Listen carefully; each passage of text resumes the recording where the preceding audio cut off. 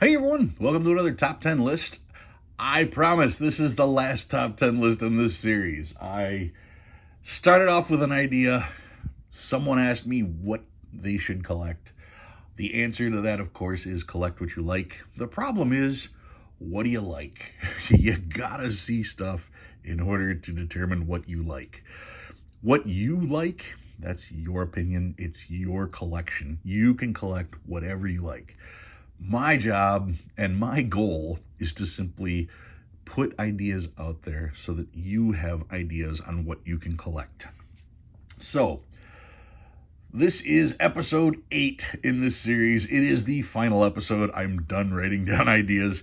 We are going to move on, but some of these I just couldn't leave out. So, episode 8 of the series, top 10 ideas, what to collect. All right. Number 1 this week. Remember, these are in no particular order. It's simply ideas that you can get to collect. All right, number 1 this week.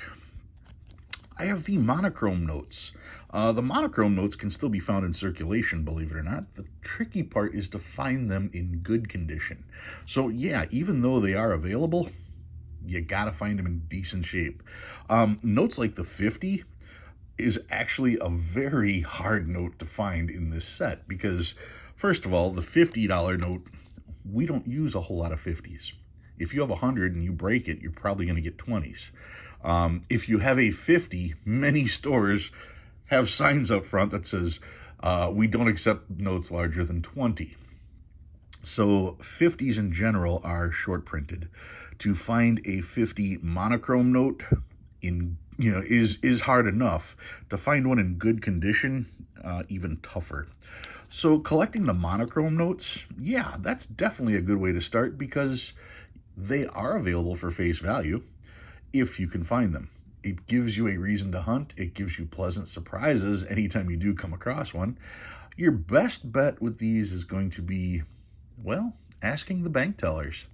Once you become friends with bank tellers, stuff like this is some of the ways that you get to benefit. Anyway, that's the monochrome set, or at least some of the monochrome notes, and that's number 1 this week. Number 2, you can collect bond certificates. This here is a baby bond, United States of America bond of the state of Louisiana.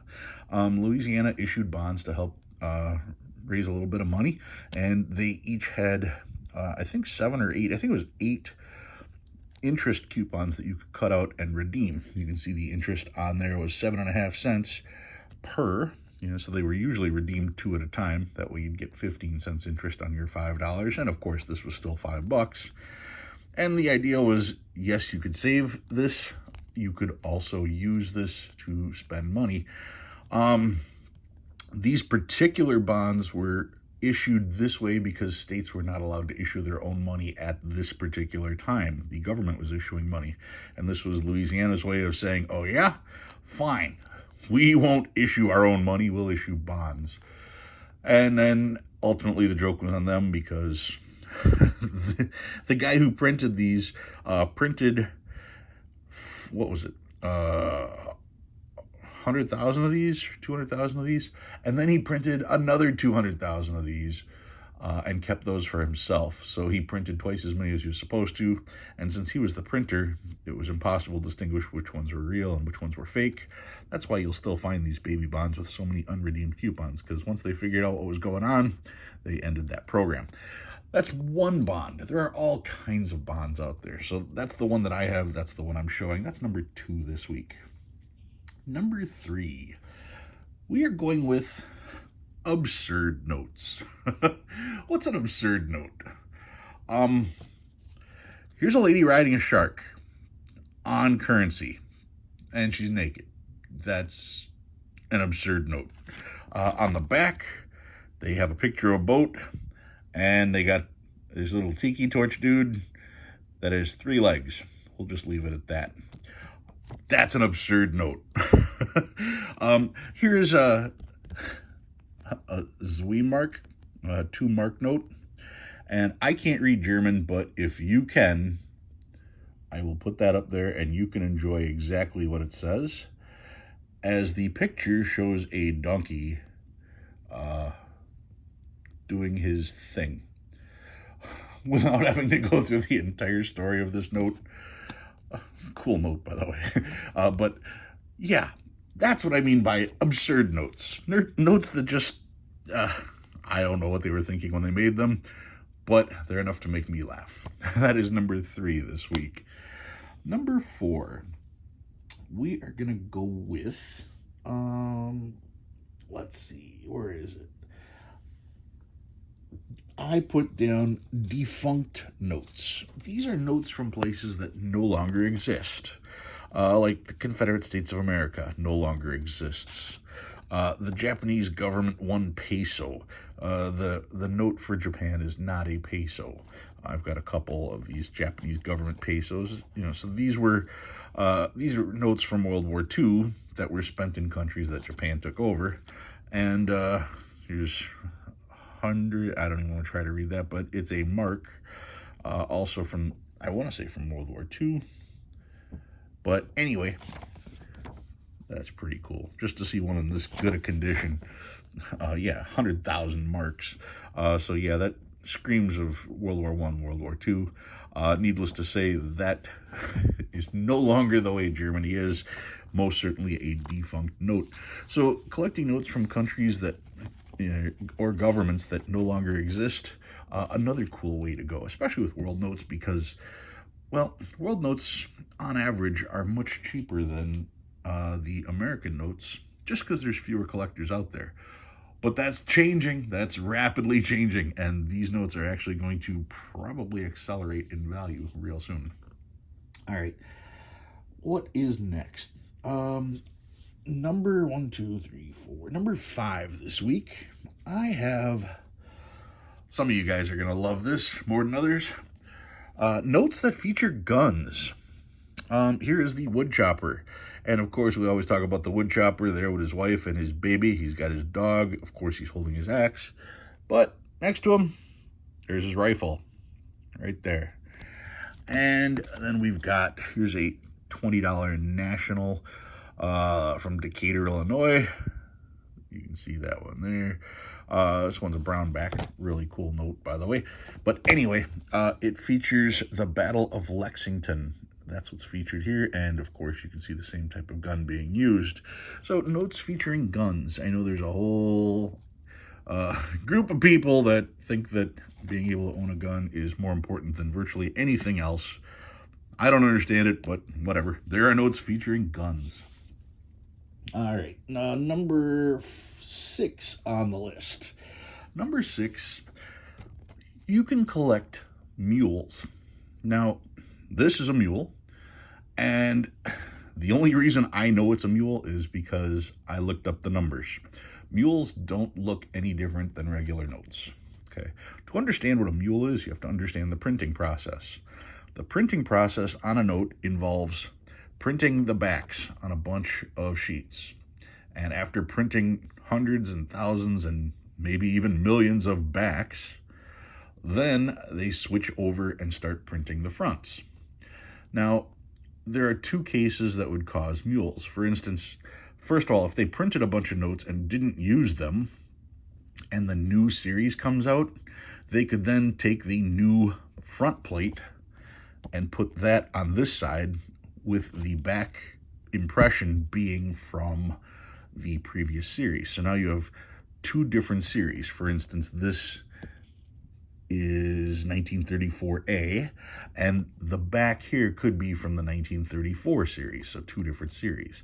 Another way that this could happen is not just with them printing too many backs, but it could be that the back plates themselves didn't wear out as fast. So the 1934 plates, they were fine, but we go to a new series, the 1934A series, and with the 1934A series, well, obviously they have to redo the front plate because they're making it 34A versus 34.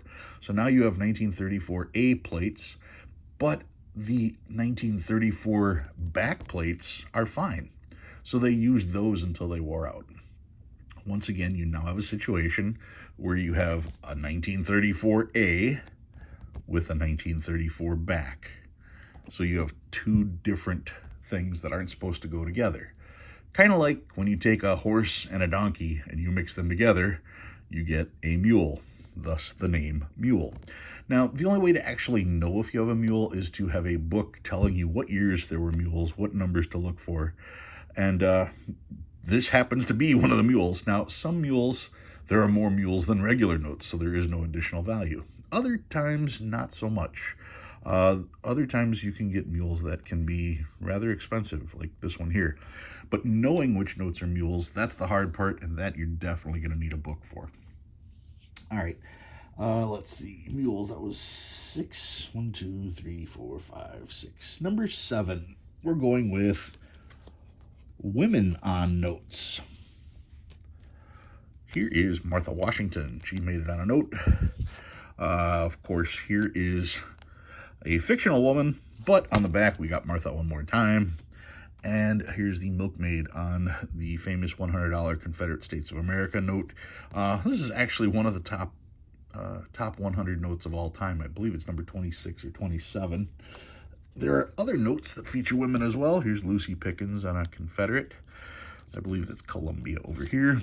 And Canal Bank with lots of women. So yeah, you can find all kinds of different pictures of women on notes, some of them named, some of them just pictured, but they are out there to be found. Definitely another way to go. 5, 6, 7. Number 8. We are going to go with small head notes. These here are the small head notes. You are familiar with small heads. Some of them can still be found in circulation, generally not in the greatest of condition, but putting together groups of these small heads is still something that can be done for face value. Now, if you want ones that are in better condition, obviously you're going to be paying up. And there are small heads like the 500 that obviously aren't in circulation anymore, so these definitely are a little higher in value. $500 note, this sells for about $1,800 now, so that was a good investment if you were able to get one for face value. But yeah, you can still find small heads in circulation for the most part. You can get them at face value. Otherwise, be aware, some of them are rarer than you'd think, and they can command a little bit of a premium. So that is number 8. Right, 1, 2, 3, 4, 5, 6, 7, 8. Yep. Number 9 this week. Number 9, I am going with straps. These are full straps, starting with 01, ending in 00. These here all have the BEP strap on them. I don't have many of these. I got like 4 or 5 straps of these. And whenever I get, I always wanted to make sure that I had one. And this one's a 2017A. What else we got? It's 2017A. This is probably a 2017A as well, or 2017 maybe. And then there's the one that I have that's extremely impressive. This strap here is a strap of 10s from 2017. And they're stars, full strap of stars. That to me is just really cool. A strap of 10s, I mean, that alone, that's $1,000. But to find all stars in order and out of a run that's not 3.2 million, I thought that was really cool.